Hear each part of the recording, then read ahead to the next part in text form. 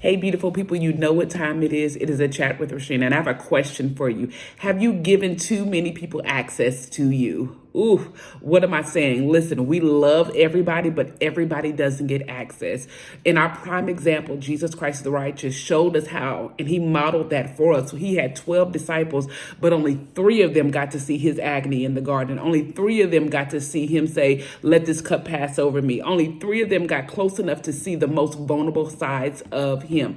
And I'm not saying we hide from anybody, but listen, God has ordained people that will come into your life or that are in your life that can hold your heart, that can hold your hand, that can get in the muck and the mire with you, that can sit with you in the ashes.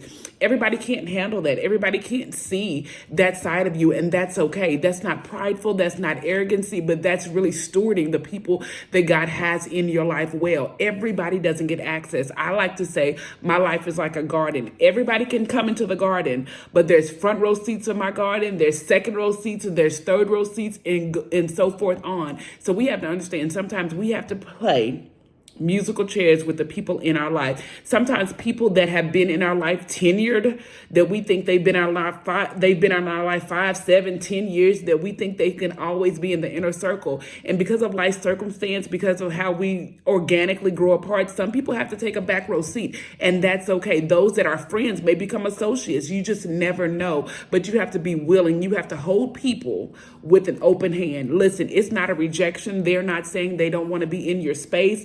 Sometimes we wonder why people pull away, or why God allows people, there's a separation that comes in, and we want to blame it on the person. We want to get mad. We want to get upset. But God knows. He knows where he's taking you, and he knows that some people just can't go. And again, that is okay. He knows who you need in your life, in that time, in that season, that they're going to add fruit to you, that they're going to value you, that they're going to call you higher. They have the sit down and shut up card. They have the ones that you can cry on their shoulder. They can just sit with you as Job's friends. So we have to be discerning and strategic to who we allow in our inner circle. People matter, community matters, and they have to be in the right seat in our lives, because if not, let me tell you, I am living proof you will be in situations and you will find yourself mad, disappointed, and upset because people didn't show up the way you thought they would show up, because you show up for them big time. But listen, everybody can't do that. Everybody doesn't have that makeup, and sometimes people aren't willing to try.